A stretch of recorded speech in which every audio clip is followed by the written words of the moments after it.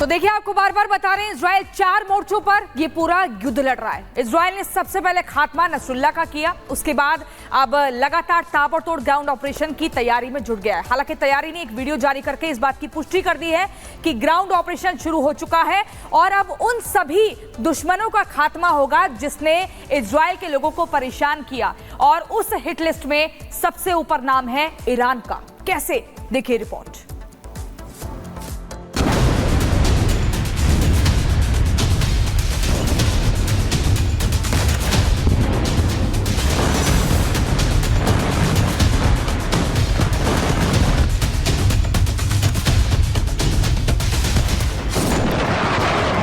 Israel का operation round 2 शुरू।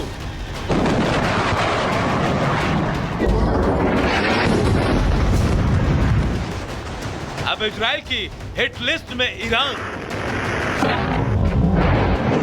Netanyahu की लिस्ट में अब ईरान का अगला नंबर। हिजबुल्लाह की कमर तोड़ने के बाद इजराइल ने अपने नए मिशन पर काम करना शुरू कर दिया है।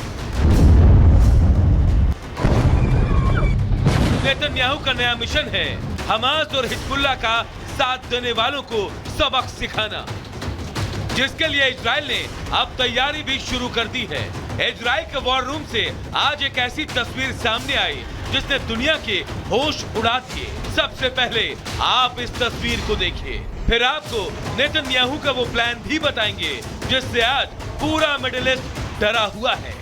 देखिए, इजराइल के वॉर रूम में इजराइल ने अपने दुश्मनों की पूरी लिस्ट लगा रखी है। जो लोग मारे जा चुके हैं उनकी तस्वीर पर क्रॉस का निशान है और जो लोग जिंदा हैं और हमले के डर से कहीं छिपे हैं उनकी भी तस्वीर है। इसमें सबसे बड़ी बात यह है कि नेतन्याहू के दुश्मनों वाली लिस्ट में लेबनान, यमन, गाजा और ईरान के टॉप कमांडर शामिल हैं।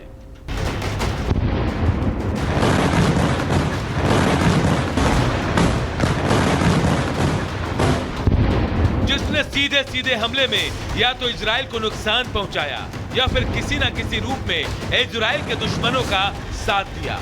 इसलिए अब नेतन्याहू ने ऐलान कर दिया है कि उसके दुश्मन सावधान हो जाए। सुनिए इजराइल के प्रधानमंत्री बेंजामिन नेतन्याहू ने क्या कहा, फिर आपको बताएंगे कि नेतन्याहू की इस चेतावनी को ईरान से जोड़कर क्यों देखा जा रहा है। There is nowhere in the Middle East Israel cannot reach. There is nowhere we will not go to protect our people and protect our country. क्योंकि ईरान ही है जो बार बार इजराइल के ऑपरेशन इंतकाम में सबसे बड़ा कांटा बनता रहा है।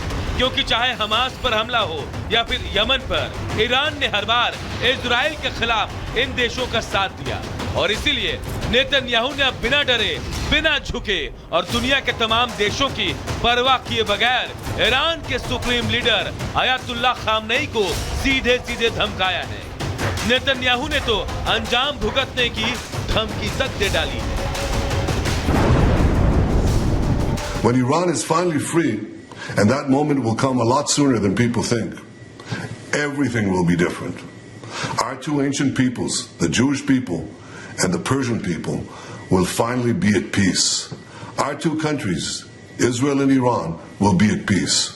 When that day comes, the terror network that the regime built in 5 continents will be bankrupt, dismantled.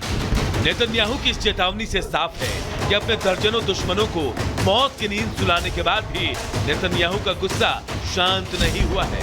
Hamas ने पिछले साल 7 अक्टूबर को इजराइल में घुसकर जो नरसंहार किया था, उसके जख्म आज भी नेतन्याहू को बेचैन कर रहे हैं और नेतन्याहू अपने जख्मों को भरने के लिए ले रहे हैं तो सिर्फ इंतकाम। Bureau report, Republic Bharat. Israel के हमले में आतंक का सबसे बड़ा पर्याय नसरुल्लाह मार दिया गया है, लेकिन नसरुल्लाह के मारे जाने के बाद अब प्रदर्शन भी जोरों पर है। भारत में लखनऊ से लेकर कश्मीर तक प्रदर्शन हो रहे हैं और लखनऊ में जो प्रदर्शन हुआ उसने सबको चौंका दिया है कि आखिर एक आतंकी के लिए इतनी सहानुभूति क्यों। ये रिपोर्ट देखिए।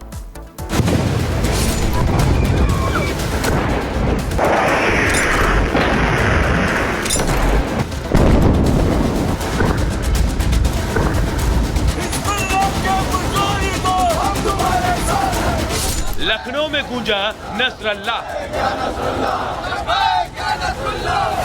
कश्मीर में सड़क पर मचा हल्ला। हम तुम्हारे साथ हैं। हिजबुल चीफ नसरल्लाह के मारे जाने के बाद भारत में भी कुछ लोग मातम में डूबे हैं। एक संगठन जिसने सिवाय आतंक के कुछ नहीं फैलाया, उसके लिए ऐसा मातम। लखनऊ से लेकर कश्मीर तक मातम और विरोध का दौर जारी है।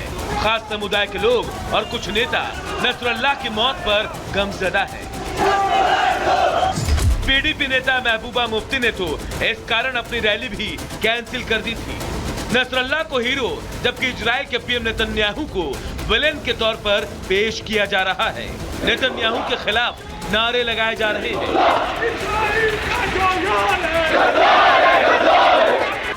पिछले 3 दिनों से विरोध प्रदर्शन का दौर जारी है।